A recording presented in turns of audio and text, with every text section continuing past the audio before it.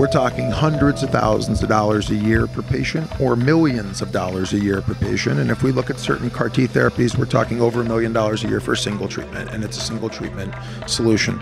These are extremely expensive solutions, and they offer unbelievable benefit to people. And I love that that suffering has been eliminated, and I commend the scientists that have made all of those amazing breakthroughs. My goal is for every single person on the planet to be able to afford this. My goal is for every single government on the planet to be able to afford this. That's what I mean by democratizing health. Every single person should have access to the best health.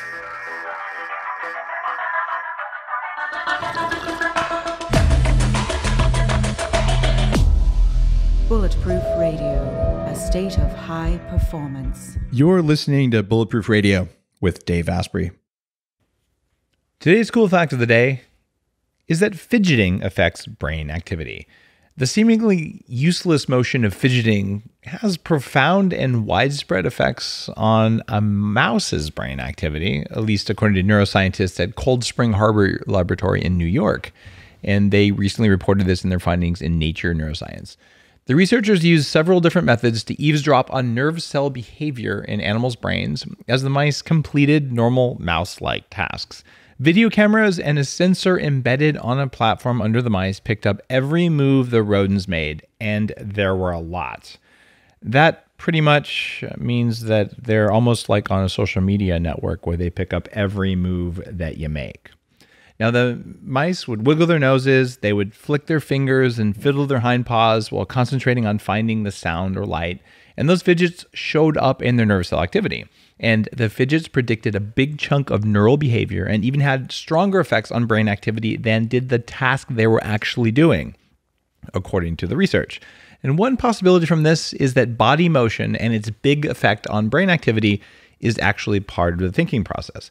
So the next time your kids are fidgeting, you can just say, hey, thanks for fidgeting. I know it's actually making your brain work better, and that's pretty awesome.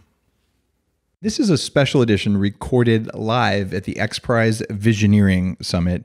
This is where a group of people get together every year and we figure out what the next things to improve the world are going to be. We're talking about things like the privatization of space. The first XPrize was around the first group of any type who could send a ship to the edge of space and back down and then back up again 2 weeks later was going to get $10 million. That kicked off this whole effort. It's now a 25-year-old nonprofit group that is solving global problems. Last year, I helped to fund the Carbon Capture XPrize. This year, I'm pitching an XPrize around actually hacking stress and how we're going to be able to measure stress of all humans on Earth so we can see whether what we're doing to our environment is working or not working. Who knows if that'll get funded, but this is like one of the most fun things they ever get to do. And the interview today is going to be profoundly interesting because it is with my friend Lou Reese, who is founder and C-something-O of United Neuroscience. Lou is working on actively hacking our immune response to all sorts of things that you wouldn't think about. This is one of those 3 days every year where I get super excited. And thanks to Peter Diamandis, who's been on the show lots of times, Naveen Jain, who's been on the show, who's a trustee. Joe Polish is involved in this as well, former guests on the show. But this is a group that's changing the world, the most smart, interesting, forward-thinking, disruptive individuals, and Lou is one of those. And what Lou's doing is hacking our immune system so they'll do what we want. Lou, welcome to the show. Thank you so much for having me, Dave. It's awesome to be here. It's really an honor, and it's great to be with you. You're wearing some kind of funky, lightly tinted glasses. What's up with those? You know, these are the Ugo Rodinei Jane Goodall collaboration glasses, and they're entirely plant-based, and you can throw them into the ocean and they biodegrade. So it's one little thing that we can do to avoid junking up our world. So you're just wearing them to look cool. Well, there's prescription. I have to see. Oh, they're prescription too. Okay. You got a little tint on them. I was wondering, are you one of those Erlen lens guys? No. They block a majority of UV light, so it's good for your eyes. But more importantly, you know, I can see. All right, got it. So that whole prescription thing, I thought I would just hack my eyes, and I went from 2060 down to 2015 just by training my eyes. But you know, if you want to rely on prosthetics and be like part cyborg because you now have a piece of mechanical hardware in front of your eyes, that's cool. I like cyborgs, man. I'm doing my best here, but I think that I'm going to have to talk to you about training those eyes, because that sounds significantly better than relying on these glasses. No, I'm just giving you crap, but I did go from 20.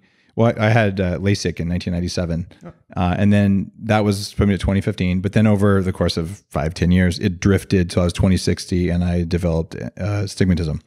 And then in 3 months of training, I got back to 2015. And years later, with all the stuff I do, I'm still 2015 with full flexibility. I can read the finest print a teenager can read. It's crazy. It's not even supposed to be possible. So hacking your eyes isn't what we're going to talk about, but I just, like, you have this cool look. You look kind of like a surfer, and you're wearing these funky glasses. I'm like, these have to be some kind of a cool biohacker thing. But they are, because you're actually saying, we got something that's going to dissolve when we're done with it instead of clogging up the ocean. So yeah, that's the idea. This is a world hack, not a biohack on this one. I'm gonna have to talk to you and see if I can do if I can get some of that tech into the glasses I'm wearing, one of the other companies I started. But that's not our topic. Immune systems. All right. Give me your story, man. How did you get to be where you are? Why do you care so much about this, and why the heck are you qualified to hack some immune systems? I'm probably not qualified, but our team is, and I believe that the team and the science behind what we're doing is really solid. And I think we've been developing it for 30 plus years, and it's really compelling. And how we got here is impact. What's the largest impact that you can have? And I feel like the largest impact that we can have is on addressing the largest issue facing mortality in the world, which for the first time ever last year ceased to be the enemy that's outside of us. It ceased to be bacterial infections and genocide and starvation and migration, mass migration of people. It stopped being those things and instead became ourselves. It became chronic illness. That's the number one killer. And so that was the first time in history, in the existence of mankind, that what killed us was things that our body made inside rather than things that were harmful coming outside. So the exogenous is no longer the primary enemy. The endogenous is the primary enemy. And seeing that transition is really important, I think. And the question then was, what can we do to alleviate suffering and alleviate ultimately elements or entirely chronic illness? And so we targeted some of the largest and most impactful diseases in the world right now, including Alzheimer's, which is the 6th leading cause of death, the only one in the top 10 that's increasing, which is shocking. Parkinson's, where we have a vaccine or a long-acting biologic that is the V word. Yeah, the V word. Darth Vader. And it's fascinating. So that trial's happening in man right now, and we've got a PCSK9 drug that is going to potentially eradicate cholesterol problems. So these are major innovations that I think can really do a part in eliminating suffering and increasing health span. You said two things that are really fascinating. So the first one, you said a vaccine for Parkinson's. So what do you mean when you say vaccine? Well, so it's really a long-acting biologic, and I'll explain a little bit of the mechanism in terms that I understand. Okay. And there are people that are over 100 that perform exceptionally well, both physically and mentally. My grandfather was one of them. He died at 102, and he was doing the New York Times crossword puzzle in pen until he died. And he was unbelievably active physically in all sorts of ways until he died. And the idea really was that what makes those people special? What makes them stand out? And how can we see those areas and harness them and hack everybody's immune system so that they can do that? That's really the trick. That's the question. And it turns out that a lot of these older high performers have antibodies that their bodies naturally generate against toxins that their bodies are naturally generating. So when you look at the blood of some of these high performers and high performing agers, what you see is that they actually have antibodies against alpha-synuclein and forms of A beta. You got to describe what these are for people who don't know those. So alpha-synuclein is a protein that's frequently linked to Parkinson's. A beta is a protein that on its own is probably quite helpful. It probably actually clears bacteria that somehow makes it across the blood-brain barrier. However, as you age, just like your skin changes its texture, those A beta molecules change and they glob up. And when they glob up, they form dimers and oligomers and fibrils, which means they're stuck together. And when you got that stuff stuck together, Science just did an article on this a couple weeks ago. It causes neuronal death because you disrupt the communication between the synapses and neurons, and that literally causes the neuronal death. So what we see is in the people that have those antibodies naturally, they don't have that neuronal death. They don't have those consequences, and they don't have those the impending diseases. And so I think that what we have is an opportunity and a technology platform really that allows us to specifically alert the body to these targets one at a time, and the body generates those exact antibodies like my grandfather and these super agers. And it's amazing because then you get the results that those super agers get, right? You have an antibody production that is actively clearing only those toxic endogenous proteins, which is really amazing. What if you get it wrong? What if you turn on an antibody to something useful, like, dare I say, cholesterol? Yes. So the cholesterol is a great example. It's my belief that if you turn on the immune system to something that is a harmful target, there's absolute risk to that.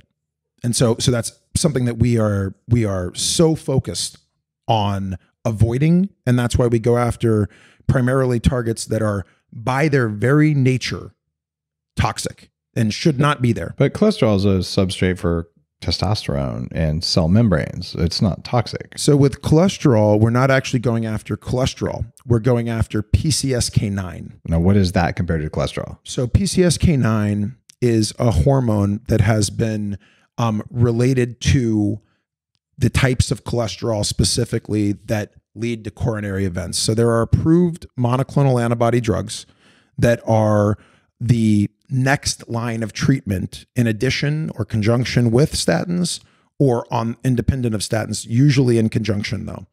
And you have to go through multiple lines of treatment of statins that might not be effective for you before anyone will agree to pay for the PCSK9 monoclonal antibody because the insurers won't pay for it. Nobody's going to pay for it until you've gone through these lines of treatment. By then, the damage done to your heart is irrevocable.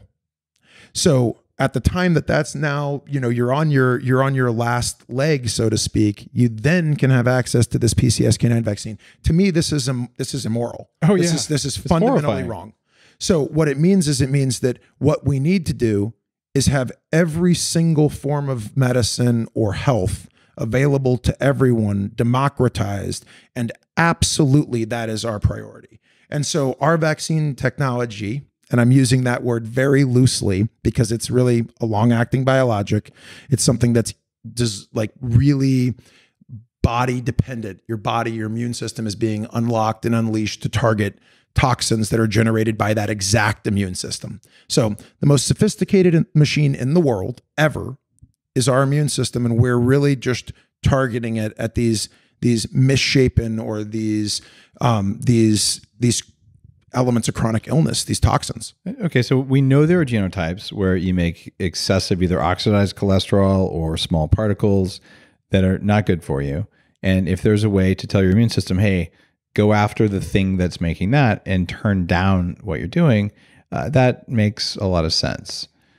That's exactly the system. I mean, that's the goal. And what's interesting to me and what I find is a moral imperative is how great is it that by using this technology platform, by unlocking the body's own power, you can democratize these drugs that people can't afford. It's a matter of really helping, doing our very best to eliminate this little area of suffering.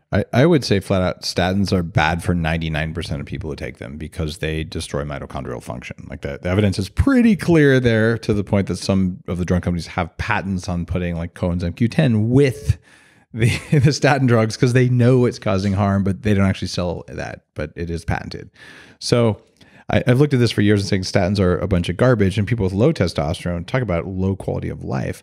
But what you're talking about is saying you're not going to give someone low cholesterol. You're going to turn off the formation, or at least turn down the formation of certain types of this by having the immune system do something. Absolutely. Okay. Now, people might say, hold on, that's a vaccine, but I'm going to talk about something weird that I've done that's going to drive people nuts.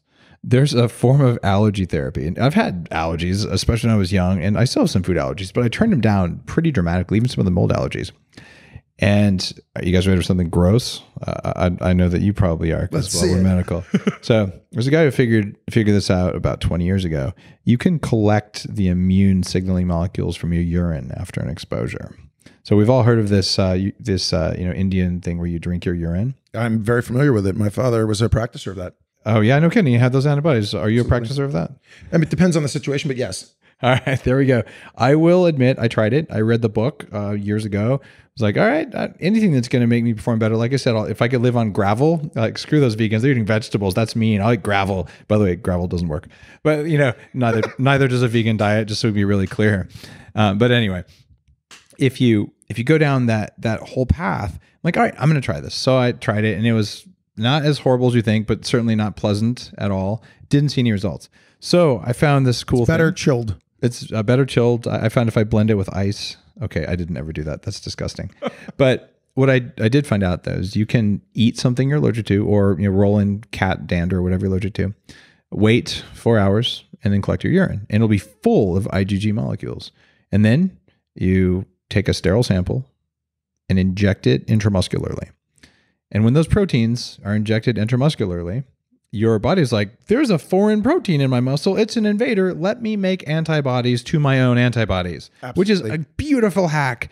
And you know what? It actually works. It reduced my sensitivity. Yeah. And so I did this at a doctor's office, and then I'm like, this is too much work. So I ordered the little filters that you put on the syringe, and I just did it at home for a while. Yes, I self-injected my own urine. How metal is that? All right. Well, I haven't done the self-injecting of the urine. Got to be clear on that. Haven't done it yet, but I'm now very interested. It's not too late to start. No, I'm kidding. So, but this is just an example, and I'm sharing this probably because it's like, what the heck? But also the idea of using your immune system to tell your body to behave is something that is cool.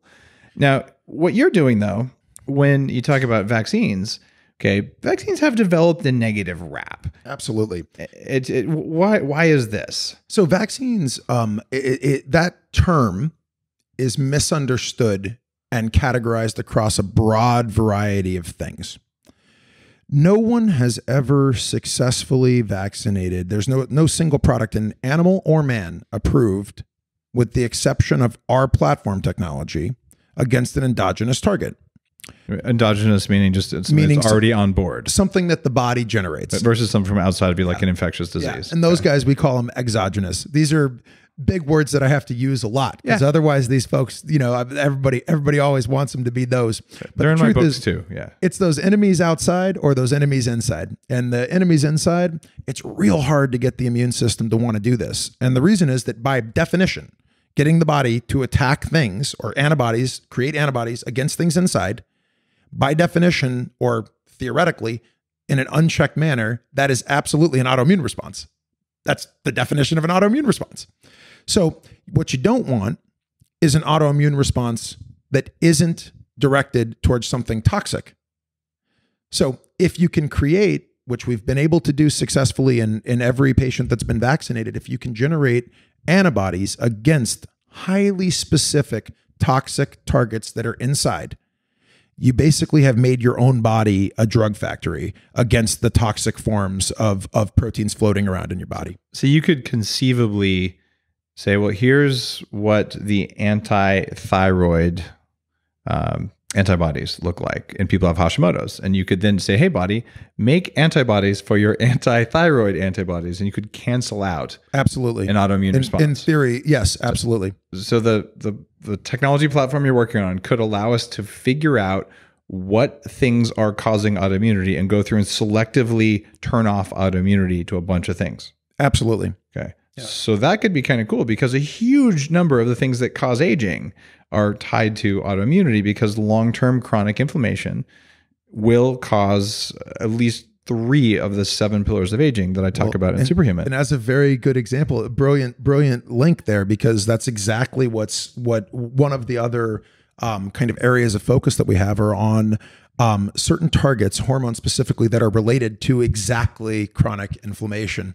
And so if you can target certain interleukin receptors, we have a belief that you would be able to actually, fight elements of chronic inflammation. If that was a mouthful, there are certain inflammatory cytokines. These are compounds of inflammation that are created by eating bad fats, by chronic inflammation, chronic stress, having bad bacteria in your gut making lipopolysaccharides. There's a long list of things: Lyme disease, toxic mold, probably some types of electromagnetic frequencies. But anytime there's inflammation, there will be one of a handful of inflammatory compounds. And I do a lot nutritionally with herbals and fish oils and all sorts of stuff to manage my inflammatory response, because I have one hell of an inflammatory response, because I have a history of autoimmunity, a history of obesity, stuff runs in my family. I have genetic stuff. So I'm set up for inflammatory failure. I'm not going down that path.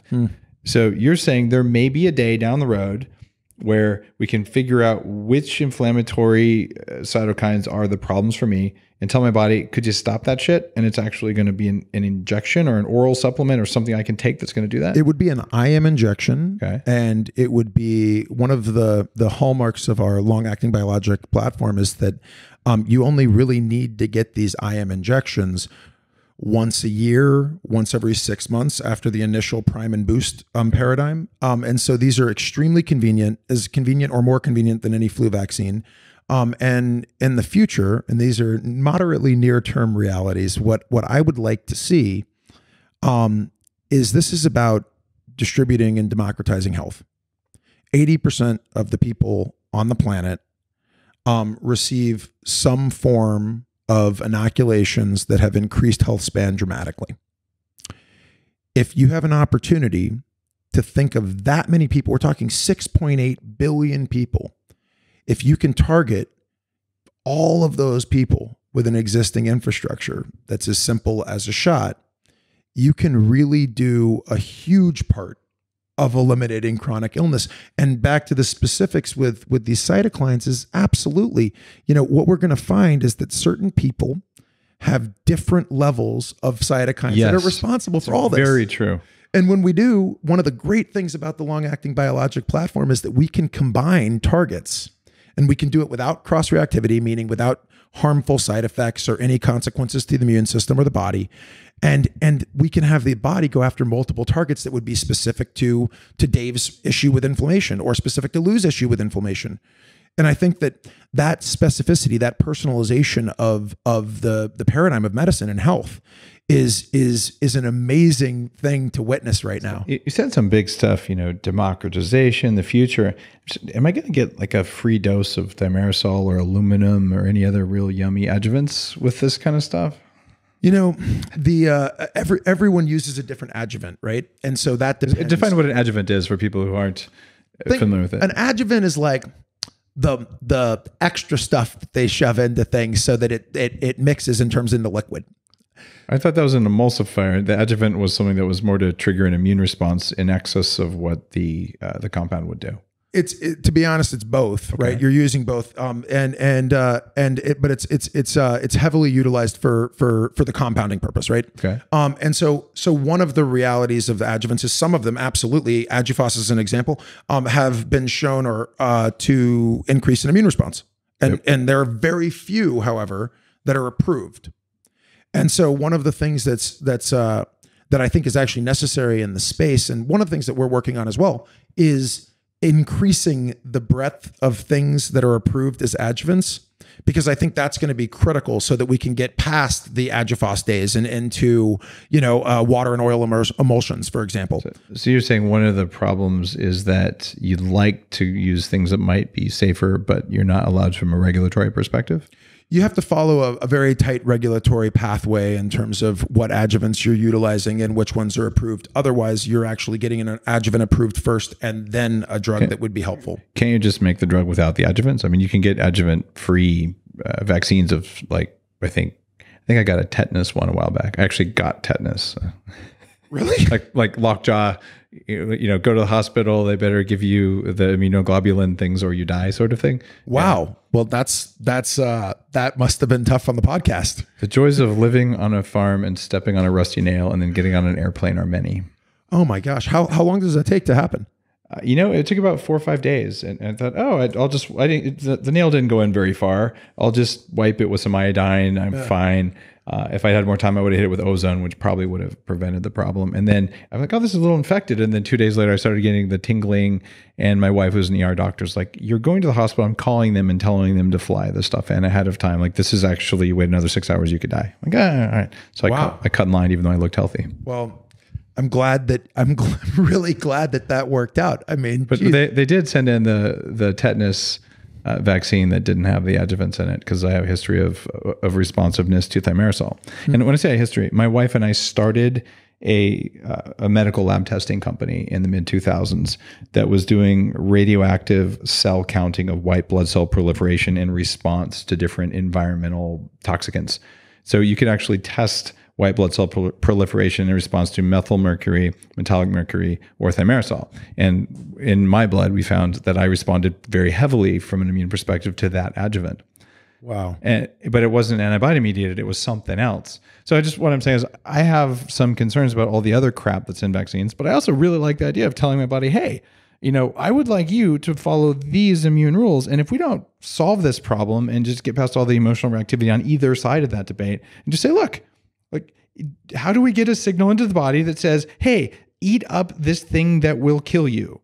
Yep. It seems important. Or like, I'm going to pull all the blood out of the body and run it through this giant machine and you can live in an iron lung and we'll have nanobots. That all seems like more work than just programming the system a little bit better. So I'm kind of excited about what you're doing, but I want to know you're not going to shoot some other stuff into me that I don't really want. Yeah. So the way that we have designed this long-acting biologic platform is that so far, and you always got to do, you always have to think about the future, but in every person that we've used this platform, it's been unbelievably safe. How many people are we talking about? So there's been over 100 people, or right around 100 people that have gone through different trials with us. And one of the things how many of your own injections have you taken? Oh, look at that. He doesn't want to answer.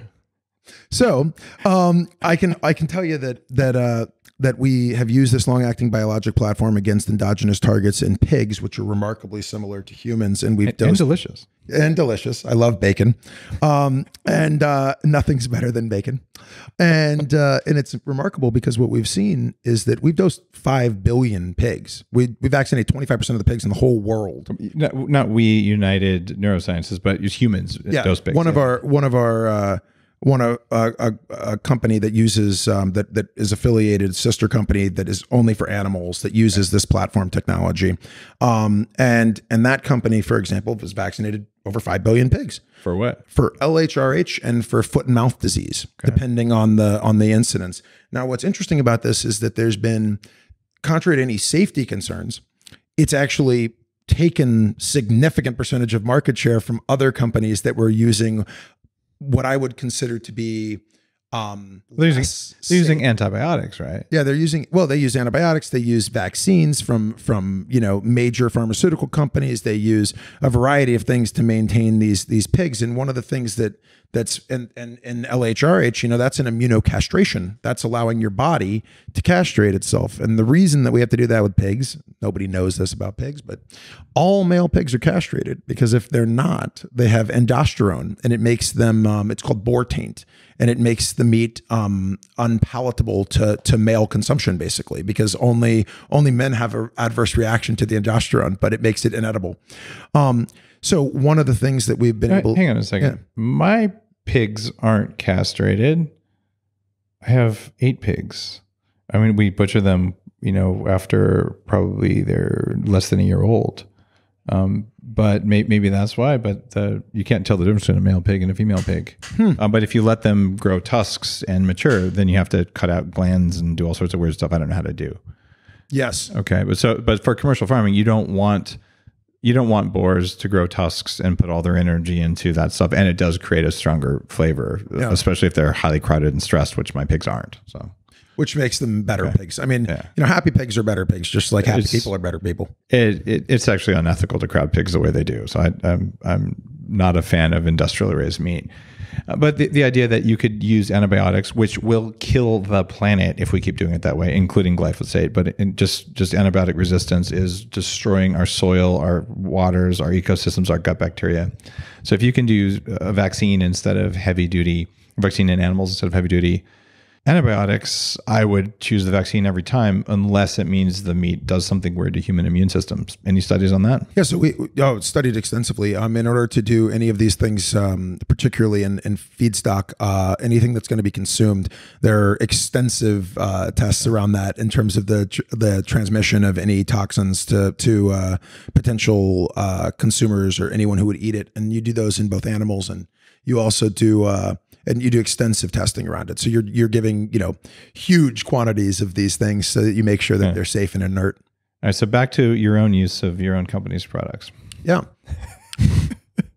So what I like about that is that gave us tremendous confidence in going after a broader group of targets. And the reason I mentioned the pigs in the first place is because that was the first ever platform that was licensed against an endogenous target in humans or animals. And the reason was that it was safe and it did the job, and it did the job in a way that was disruptive for farmers and disruptive for the pigs. Because one of the worst things to see if you've ever been inside of a commercial farm is when they castrate the pigs, all the other pigs are biting them and licking them, and the wounds are unbelievably detrimental to the feed conversion ratio and the health of the pig, meaning that they don't add as much weight thereafter because they're stressed. Wait a minute. We all know it's calories in and calories out. There could be no such thing as a feed conversion ratio. What are you talking about? Well, it's one of them things, and the farmers are very specific about it. That's their key metric, and what I find but humans are different, because with us it's calories in, calories out, but with every other animal it's different. So that's different. Exactly. Humans are special. So if you're listening to this again, what's Dave talking about? Look, ranchers and farmers know damn well that if you feed certain drugs or do certain things to animals, they get fat on way less or way more calories. Humans are the same way, and anyone who tells you it's about counting your calories is completely ignorant of biology. There. All right, keep going. Couldn't agree more. But yeah, so it's really an interesting time. I couldn't be happier to be alive right now. When you wake up and you look at the level of innovation and change and promise and understanding that we have of the body, and the fact that these things are becoming more and more clear. Now, we're still looking through a fog. Right? Nothing's 100%. Nobody knows everything about the body. Mysteries are unlocked on a daily basis. Thank you, Dave. And one of the things that we're looking at is, that's a future with less suffering, and that's a future with a greater health span. So I'm totally down with all that stuff, and I'm still fascinated with this idea. Now, all right, you got to tell me. If you can't tell me that you've used your own company stuff because you have, you want to get life insurance, or there's some regulatory reason, you say, I can't answer that question. But otherwise, you're going to have to tell me why you haven't used your company's products on yourself. Well, okay, I'll tell you the truth. I have absolutely been adamant with my head of regulatory that I would like to. Okay. One of the issues that I have is that it's a big responsibility to try to save or help or eliminate suffering for the entire planet as best I can. And one of the things I can't do is mess that up. So I can't do anything that would lead to me not being able to help other people. Okay. And so by me at this exact moment, that's the reason why I haven't. It's strictly based on the regulatory reality. But no one would know. Well, today they would. You can't just sneak a little sample out and jab it in your ass. I mean, how hard is it? Well, no, it would absolutely be that easy, and that is something that I had threatened repeatedly to my head of R&D. Okay, now we're getting somewhere. And so that's exactly what So the answer is I'm absolutely willing and able to take this vaccine, any of these drugs, any of the products we make. I think they're 100% safe. Personally, I'm 100% behind it. There's nothing that I believe in more, and the reality of the regulatory thresholds and hurdles around that and allowing that to happen without a potential impact with the FDA or the EMEA or any of the other regulatory bodies, that's the only risk that makes me not want to do it, is that I want to make sure that these get to people. So you're concerned that if at this stage of the drug development things, you go and you use your own company's drugs off-label, that a regulatory agency would then come in and say, you didn't follow appropriate investigatory things, you weren't registered in the clinical trial. Exactly. Why don't you just register yourself in one of your clinical trials? So that's a great question. And absolutely something that I've also pitched to my head of regulatory. I've been pushing this really hard. If you ever talk to Lee Shaw, he'll let you know. And this is something that I am adamantly on board with. The issue, which is amazing, is that, we have very specific criteria for these clinical trials. So you have to be a certain age, which I'm not. You have to be, you have to have a certain set of diagnostic backgrounds depending on it, which I don't. So it's very difficult because, again, I don't want to jeopardize what I'm doing because it could hurt billions of people. Yeah. Okay. So you're first in line. I am first in line. Will you commit that when this is a commercially shipping, each of these is a commercially shipping drug, that you'll be the first person to inject the commercially shipping dose? Absolutely. When it's legal. All right. That's a pretty big commitment. Okay. Yeah, I'm on. I mean, this is something where, we're not doing this for any other reason than to do our part in eliminating the areas that we think are the largest areas of human suffering. Okay. Now, you have kids. I do. I have two amazing kids. How old? 5 and 8. They going to get it? Absolutely. Depending on these, absolutely they will. Depending on their age and when it would be appropriate to utilize these medicines, in other words, where the risk factors come in. Yeah. Absolutely. Okay. 100%. Yeah. What's the age that you think we should start using these signaling molecules for anti-aging? I think that preventing problems is easier than solving them. Amen. I think that Einstein had a great quote around this. He said, "Smart people solve problems and geniuses prevent them." Unfortunately, I'm not a genius, but I still believe that our team is filled with geniuses. And I think that we can solve these problems. And I think that we can solve them by prevention, not by doing it after the fact, not by seeing how much damage can be done first. Right. And so my answer is as early as possible. And so for something like the PCSK9 treatment, it's my belief that those targets are things that in theory and after appropriate, regulatory hurdles and everything else that would be necessary are things that can be administered extremely early. Okay. If you look at, there was a study that recently came out that showed that at the age of 10, the average American child is already showing signs of the hardening of their arteries. So at the age of 10, based on the typical diet in the West, yummy, children are seeing actual signs of atherosclerosis, which is the hardening of the arteries. You've clearly seen the kids menu at most restaurants. Jesus H. Christ, it's so unacceptable. And my son just 2 days ago was like, "Daddy, I was at this thing and they gave me the menu and all I had was like these weird chicken fried things. Everything's fried." He said, I'm not going to eat those because I know I don't feel good when I eat that. And so he said there was some fruit, so I ate a piece of fruit, and he said then I ate one of the bars, the bulletproof collagen bars of his own choice. He could have eaten the fried stuff. He's like my tummy hurts when I eat that. I don't want it. Yeah. But if you imagine what most kids are eating because you save $2 at the restaurant, no wonder they're doing that. But here's the concern. Let's say that we go, this is great, and we inject 10 million kids with this stuff that's going to make them live a lot longer. And then we start finding 20 years later that if they have the immune molecules created by your technology, that it increases, I'm making this up, but it increases tumor risk or some other bad thing. Is there a counter agent to turn off? Do you make another? Oh, that's such a great question, Dave. I'm so glad you asked that. Okay, so what's interesting about this is the reason I say it's a long-acting biologic is because it's reversible. Okay, this is super important. So if we screw it up, we can unscrew it up. Okay, absolutely. I didn't know what you were going to say to that, but what's the deal there? The body will unscrew it up by itself. How does that work? So if you look at antibody levels, in our trials and in our animal studies, what we see is that people return towards baseline, towards their normal level within a year. So you're going after safe targets. You're going after targets that you aren't worried about safety associated with those targets, and you return back to normal in a year. So and sometimes faster actually. And so the idea is that the risk factor is unbelievably mitigated. Okay, so it's going to sort of wear off after time. Exactly. Yeah. So if you stop doing your quote booster shots, it won't happen. All right, that's it. Talk to me about accessibility. So you're saying these are going to be cheaper than the ineffective drugs like statins and blood pressure medications potentially that are just out there all over the place. How cheap is cheap? Like put on when they launch general price ranges, and where do you think it's going to be 10 years from now? Yeah. So this isn't a promise, by the way, because they haven't launched, and I'm sure you have a lot of manufacturing stuff. Just give me ranges and thoughts. Okay? Yeah, this is the way that I think about it.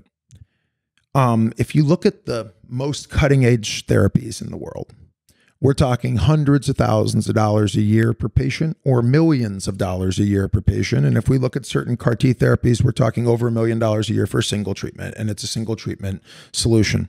These are extremely expensive solutions, and they offer unbelievable benefit to people. And I love that suffering has been eliminated, and I commend the scientists that have made all of those amazing breakthroughs. My goal is for every single person on the planet to be able to afford this. My goal is for every single government on the planet to be able to afford this. The goal here is that we can absolutely treat at scale for what is going to amount to dollars a dose. So not hundreds of thousands of dollars a dose, but dollars a dose. And I believe that we can do this in a way that's what I mean by democratizing health. Every single person should have access to the best health. And I think that when you look at it, it's a moral prerogative. It's something that we have to do. And when I think about, when my son asks me, why does one person have a $200,000 car and another person lives on $300 a day? And I say it's because we're liars and we're hypocrites. $300 a day, $300 a month, okay, a year. Yeah. And it's and because that was a real situation with this. A friend of ours was we were in a very specific location, and a friend was their average income was about $1 a day. Yeah. And they're close friends, and Bear had the brilliance of youth to ask. He said, "Dad, why is it that you just bought a $2,000 ukulele and our friend lives on $300 a year?" And I said, "Because we're liars and hypocrites, son." And that's what it is. We sit here and we say that everybody's equal and all people are equal and all genders are equal. But you know what? There's a lot of people that are dying and suffering from chronic illness that are only suffering because of lack of access to the best medicine. And to me, my obligation to my son and my daughter and everyone that I know is to make that feeling of having it really be for everyone a reality. Because I don't want to see a differentiation in access to health span based on income. I want to see humankind and the power of humanity unleashed across socioeconomic scales and across location. And I want them all to be able to live the best possible lives. And you can only do that when you're healthy. Stress makes people make bad decisions, right? Bad short-term decisions as individual human beings, but really bad decisions as leaders and even as societies. And so just this chronic stress thing is a problem. And if you're not healthy, you will have chronic stress by definition. When you're sick, you're stressed. So I feel like we can make a lot better decisions in the world if we can solve some of this aging, some of this healthcare problem. And I'm also sort of tormented by the lack of accessibility. And in Superhuman, the new book, I write about, okay, here's the cheap thing or free thing you can do now. Here's the very affordable thing that's going to move the needle for this one metric of aging. And here's what the crazy millionaires are doing right now that's going to come out there. In the slope of the curve for what you're doing with United Neuroscience, how fast is the cost going to drop? So it goes from crazy millionaires who start when it first comes out the gate to average American is doing it to average Cambodian is doing it. Biotech is an interesting industry because a lot of times in order to access the overall market, you have to partner with companies that are marketing and distribution oriented and that have a lot of infrastructure in a lot of countries so that you can access and distribute. In those partnerships, it's potentially, out of my personal control exactly the way that the launch cycle happens. I can tell you that any products that we bring to market, which is absolutely our goal, and that we're marketing and that we're responsible for, will be accessible to everyone when they're available. Period. There isn't we're not going to do this sliding scale where first millionaires and billionaires get to play, and then we slide down and it's the United States gets to play, and then we slide down and Cambodia gets. That's not the game. The game here is that everybody gets to play. It's a fair playing field. It starts as a fair playing field. And that's, have you ever met a disease that said, "Oh, I'm not going to get this rich guy sick"?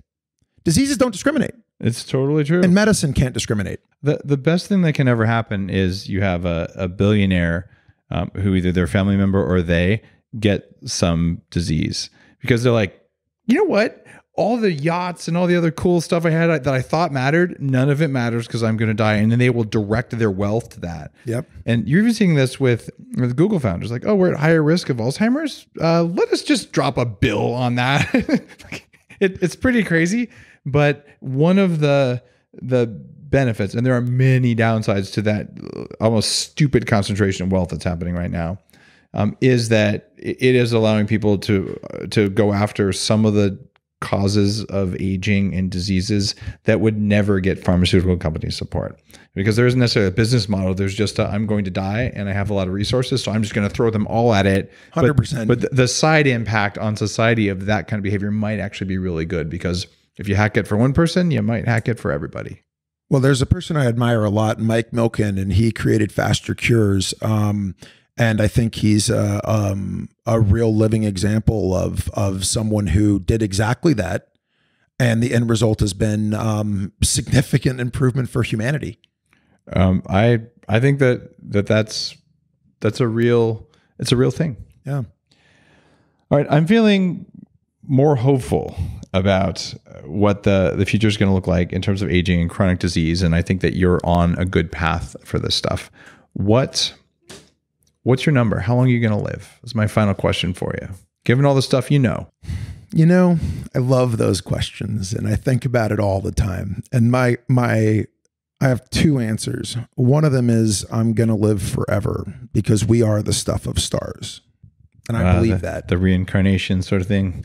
No, I think that I don't even necessarily need to be reincarnated. I believe that we are energy, and to energy we shall return. So it's all the same. And I think we're all connected. And I really believe that. So that's the first answer. Now for a number, because a number is a useful metric. Yeah. And as soon as this stuff is commercially available, or if you just don't tell anyone, you're going to be able to shoot yourself up with all sorts of custom stuff that no one knows about. This is so true. I actually think that some form of immortality is absolutely on the offing right now. Mm-hmm. If you talk with Peter Diamandis, or if you talk with a lot of these other brilliant future thinkers, these futurists and these just innovators, the pace of innovation is so breakneck right now, and the pace and generation and storage of information is so amazing that I believe that at least our consciousness will survive. Whether or not that means that our physical bodies will be there, I'm unclear on. I think our physical bodies have every chance of living to 150 or 200 years old in this lifespan. I think that right now, this is the age of unlocking. I think it's the time where we have an opportunity to reverse aging. I think that we have an opportunity to actually, and my friend Martine said this the other day, Martine Rothblatt, who's the CEO of United Therapeutics. Oh, Martine's great. It's biotechnology is technology. And I used to say we put the tech in biotech. They're very similar thoughts. The bottom line is that this is the revolution. This is the innovation. This is the future. This is the opportunity to really unlock health span. Health span is such a weasel word. Screw that noise. What would you call it? Health span. I want to be healthy for as long until I die. No, screw that noise. I want to be healthy for way longer than I'm supposed to live. Exactly. Like health span is such a cop out. Oh no, I don't think so. For me, what I mean is I don't want to be 150 and have Alzheimer's. Okay, there you go. I want to be fully functional. That's what I mean. But most people say health span. They're saying I don't think I can actually live longer, so I just want to be healthy for as long as I live. Oh, no, stop it! Just live way longer and be healthy the whole time, and screw that noise. That's what I mean. All right, I mean extending health span and extending lifespan so that the health span matches the extended lifespan. So that what we're doing is think about it. What would be worse than living to 180 and having Alzheimer's for 90 years of it? Nothing. So what I'd like to do is make sure that we live much longer and healthy. That's a good deal. Lou Reese, United Neuroscience. Do you have a URL? Where can people go to find out more about what you do? www.unitedneuroscience.com. Dude, you just dated yourself. Who says www in front of a URL right now? I don't know. Are you like 107? What's the deal? Maybe. See, look how well the aging is working. I'm totally just giving you crap. All right, guys. If you just are saying, Dave, you just talked about vaccines and you didn't shit on them. Actually, that's totally true. Because you know what? I'm not for or against vaccines. I'm not for or against drugs. I'm not for or against liquid diets. I just like to know what liquid the diet's made out of, because a gasoline diet probably is a bad idea. So use your head, use your thinking, and protein is not good or bad for you. Fat is not good or bad for you. Water is not good or bad for you. And air is not good or bad for you. It's all about the dose, the timing, and what's actually in there. And that's how you control your biology. And this is an example of the kind of cool stuff that's coming down the pipeline that is actually going to change the future in ways you haven't even thought of. Hopefully you enjoyed the show. If you did, leave a review. And if you don't have a copy of Superhuman yet, you want to know what's happening right now, read Superhuman. It is literally the roadmap for living longer than Mother Nature wants you to. Have a great day.